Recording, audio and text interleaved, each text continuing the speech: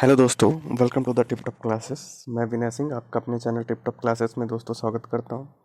दोस्तों, आज के सेशन में हम एक बार फिर से हाजिर हुए हैं आपके साथ में। और आज का जो सेशन है वो डीएलएड और बीटीसी बीएड जो भी हैं, सीटेट जो किए हुए हैं, जो उनके लिए सीटेट और टेट की परीक्षा के लिए बहुत ही महत्वपूर्ण सेशन है। और आप सुपर टेट के लिए भी इस सेशन को देख सकते हैं। ठीक है, अध्यापक पात्रता परीक्षा जो आपकी होती है। तो दोस्तों, आज का जो इस सेशन है, इस सेशन में मैं 20 क्वेश्चन का मैं डिस्कस करूंगा।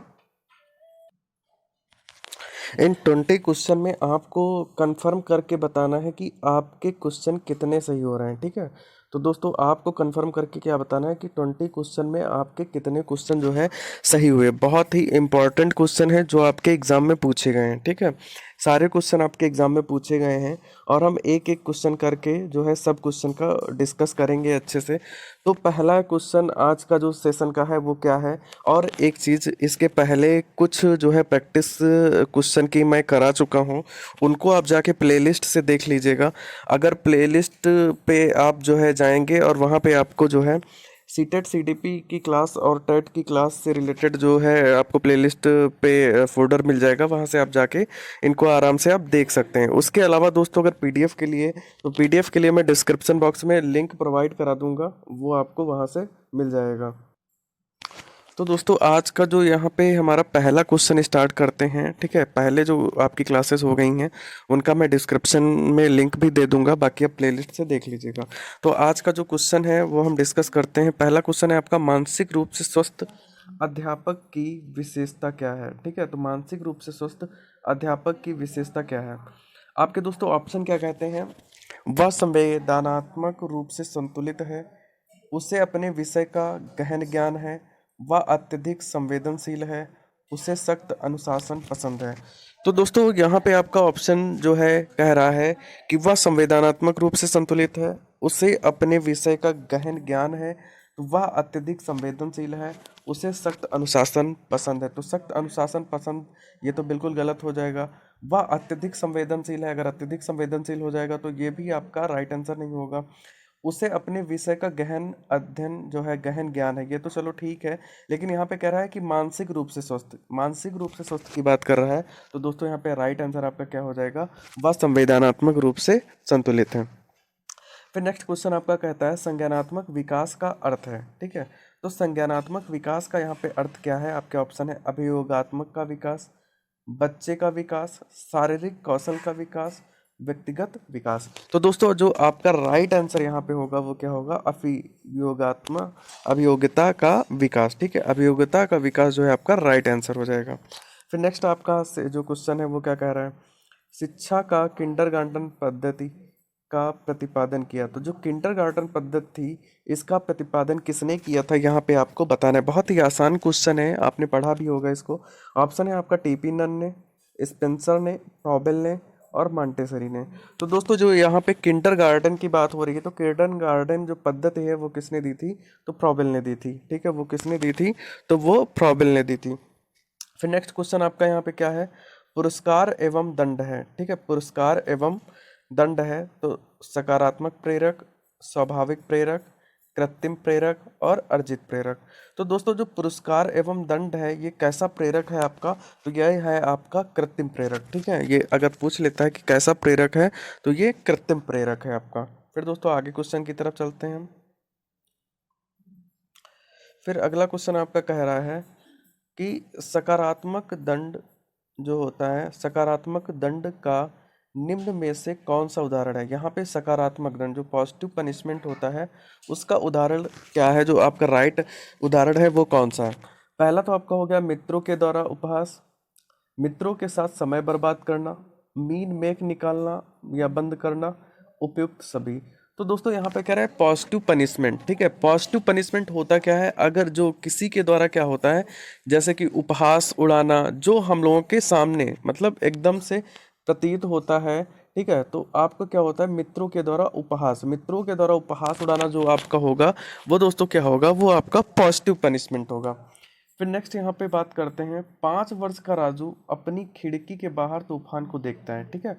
तो बिजली चमकती है और कड़कने की आवाज आती है।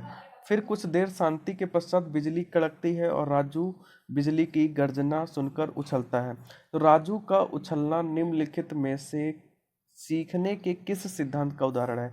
आपका ऑप्शन है शास्त्रीय अनुबंधन, क्रिया प्रचुत अनुबंधन, प्रश्न एवं भूल, इनमें से कोई नहीं।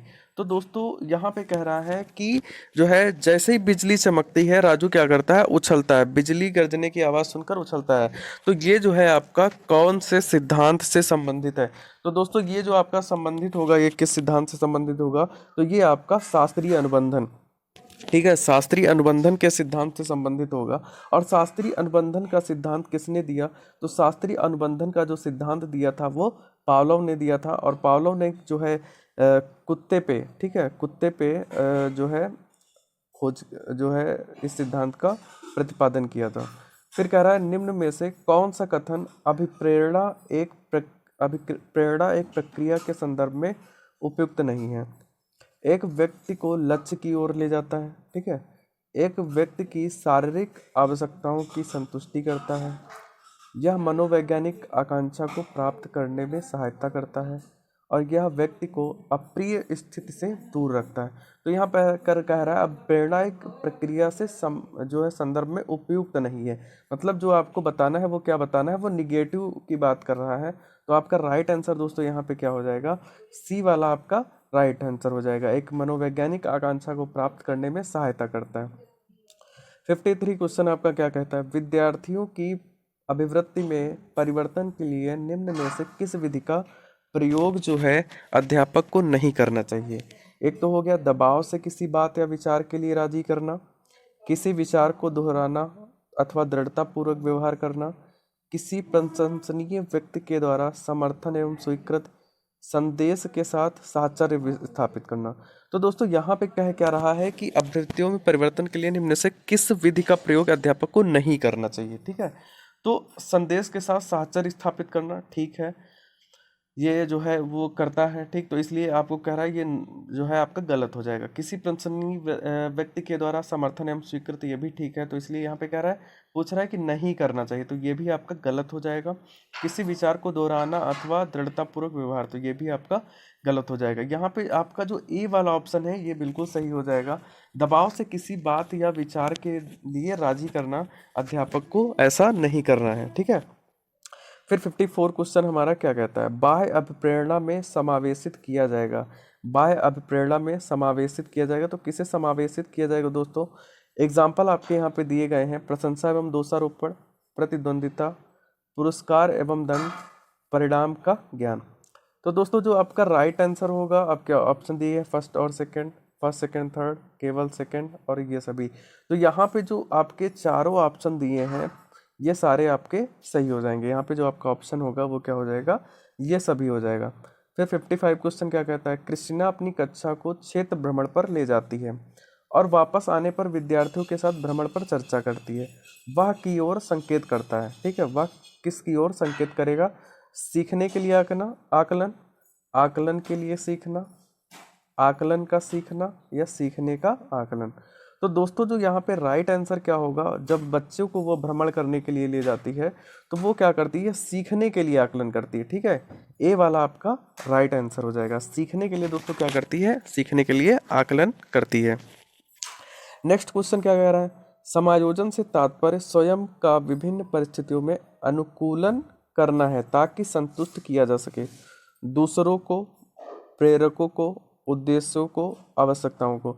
तो दोस्तों समायोजन से क्या होता है कि हम किन चीज़ों को संतुष्ट करते हैं। तो समायोजन का मतलब ये होता है कि जिन परिस्थितियों में हम जो चीज़ समायोजन करके जिन चीज़ों को संतुष्ट करते हैं वो क्या होती है? हमारी आवश्यकताएं होती हैं। आवश्यकताओं को क्या करते हैं? हम संतुष्ट करते हैं। फिर यहाँ पे आगे देखते हैं। नेक्स्ट क्वेश्चन है आपका दोस्तों, व्यक्तित्व स्थायी समायोजन है। व्यक्तित्व में स्थायी समायोजन है, तो किस चीज़ का स्थायी समायोजन है?